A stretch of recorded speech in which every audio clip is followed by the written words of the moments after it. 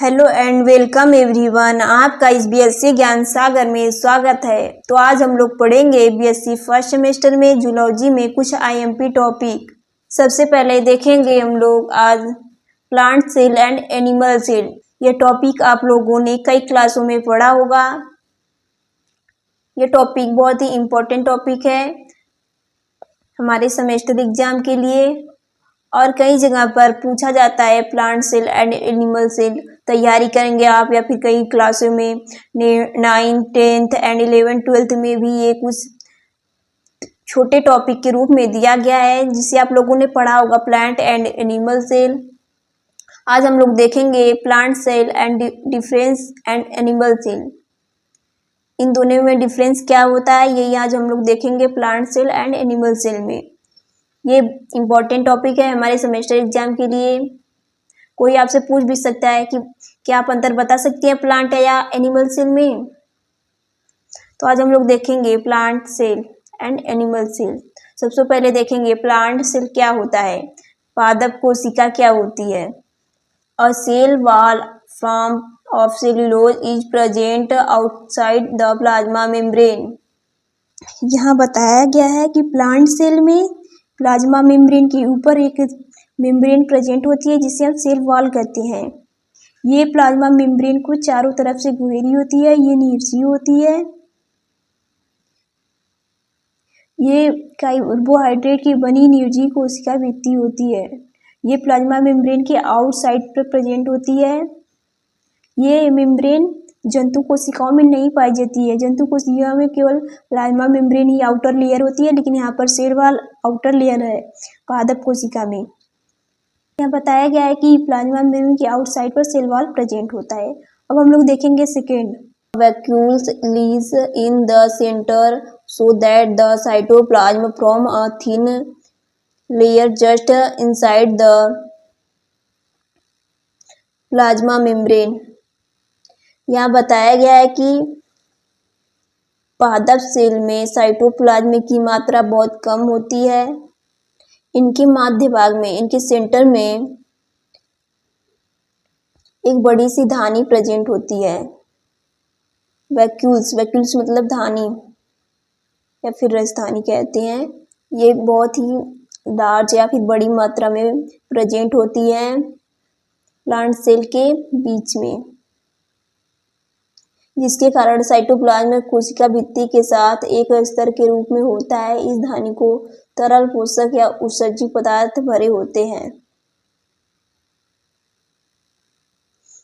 यहाँ कहने का अर्थ है कि इसमें साइटोप्लाज्म की मात्रा कम होती है। यहाँ पर एक बीच में वैक्यूल्स धानी प्रेजेंट होते हैं जो कि बहुत ही बड़ी मात्रा में या फिर बड़ा आकार होता है उनका, जो कि जिसके कारण वो साइटोप्लाज्म की कोशिका भित्ति के साथ लगी होती है, स्तर के रूप में होती है, एक अस्तर के रूप में प्रेजेंट होती है, उसके साथ रहती है। और वैक्यूल्स में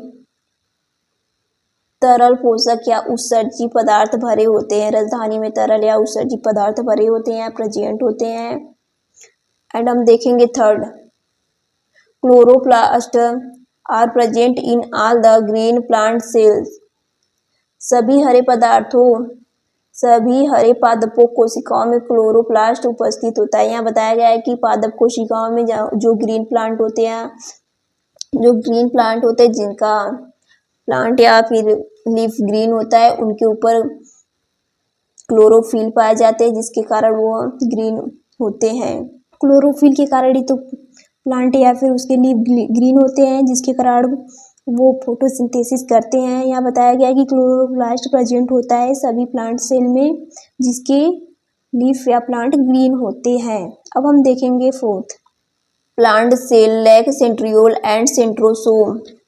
पादप कोशिका में सेंट्रियोल एवं सेंट्रोसोम का अभाव होता है। यहाँ बताया गया है कि प्लांट सेल में जो प्लांट सेल होता है उसमें सेंट्रियोल एंड सेंट्रोसोम की कमी होती है। उसमें कम ही मात्रा में प्लांट सेल में कम ही मात्रा में सेंट्रियोल एंड सेंट्रोसोम प्रेजेंट होते हैं, यह बताया गया है।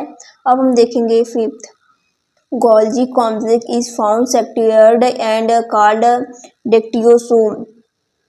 इसमें गोल्जी कॉम्प्लेक्स बिखरे हुए पाए जाते हैं जो डेक्टियोसोम कहलाते हैं।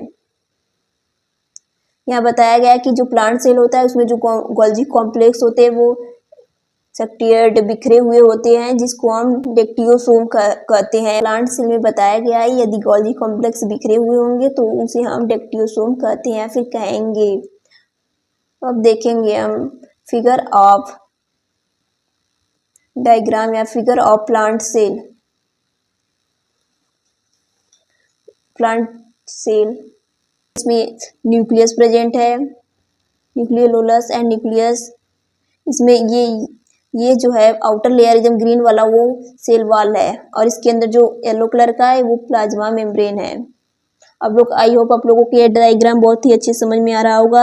आप लोग देख सकते हैं ये ग्रीन वाला है वो सेल वॉल है, एंड इसके अंदर जो प्रेजेंट है वो प्लाज्मा मेम्ब्रेन है। इसमें वैक्यूल्स के बारे में बताया कि जो इसकी साइज बड़ी होती है, और गोल्जी कॉम्प्लेक्स, माइटोकॉन्ड्रिया सभी सेल ऑर्गन प्रेजेंट है। Chloroplast, nucleus, nucleolus, endoplasmic reticulum. अब हम देखेंगे, आई होप आप लोग को डायग्राम अच्छे से दिख रहा होगा एंड समझ में आया होगा। अब हम देखेंगे एनिमल सेल। देखेंगे अब एनिमल सेल के बारे में। एनिमल तो विभिन्न प्रकार के होते हैं, आप लोग देख ही सकते हैं। और अब हम देखेंगे एनिमल सेल क्या होते हैं, इसकी सेल के बारे में अब हम जानकारी प्राप्त करेंगे। First, a cell wall is absent in all the animal cell. यहाँ बताया गया जो एनिमल सेल होता है उसमें सेल वॉल एब्सेंट होता है, इसमें सेल वॉल पाया ही नहीं जाता है, क्योंकि इसकी आवश्यकता ही नहीं होती हम लोगों को। एंड हम लोग के जो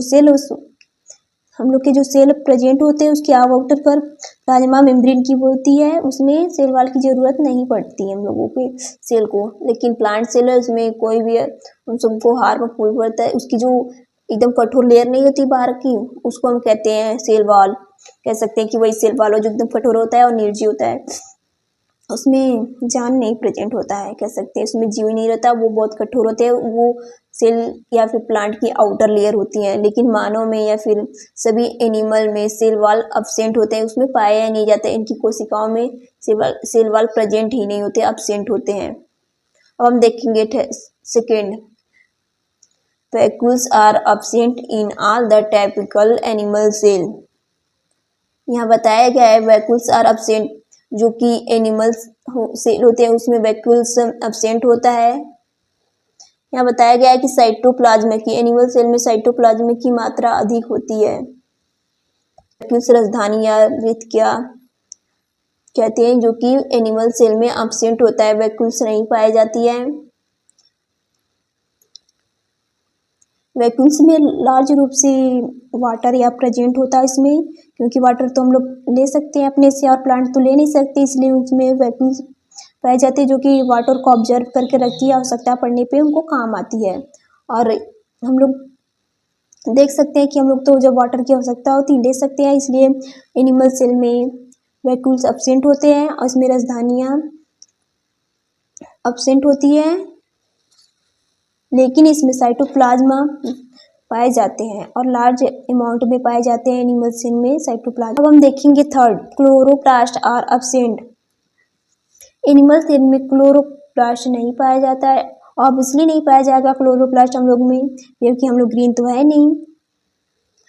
और एनिमल सेल में क्लोरोप्लास्ट एब्सेंट होता है, क्योंकि हम तो फोटोसिंथेसिस करते नहीं कि हमें क्लोरोप्लास्ट की आवश्यकता होगी, या फिर हम लोग तो भोजन पका कर खाते हैं, पेड़ पौधों से निर्भर होते हैं, उनके ऊपर निर्भर होते हैं, ऑक्सीजन लेते हैं, फिर उन्हीं सबसे भोजन प्राप्त करते हैं और उसको पका कर खाते हैं, फिर कच्चे भी खाते हैं।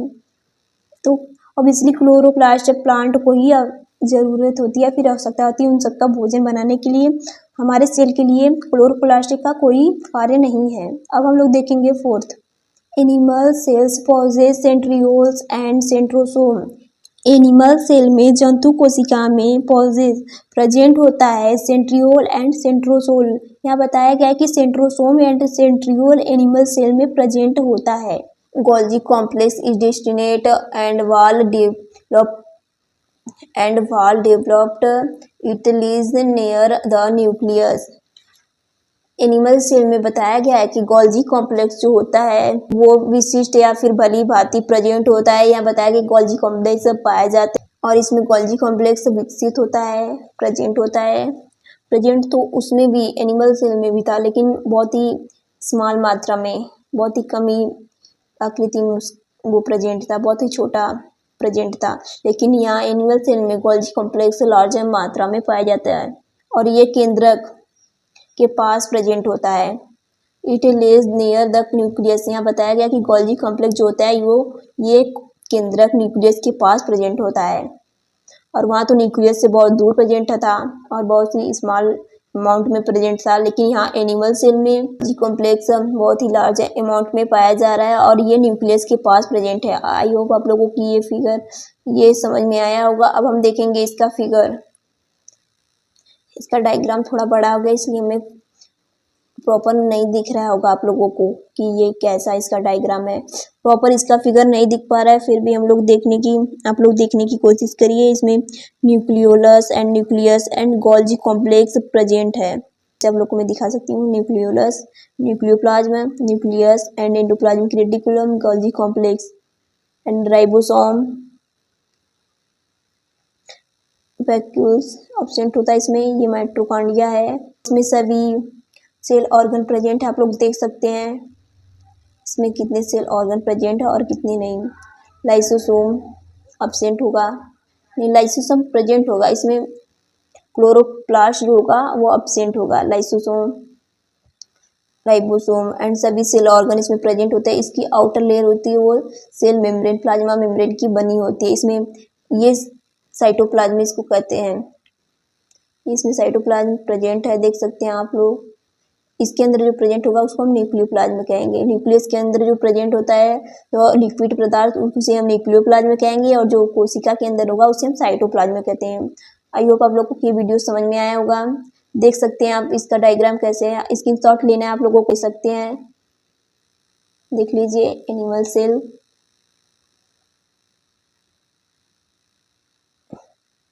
स्क्रीनशॉट लेना है तो आप ले लीजिए। Animal cell,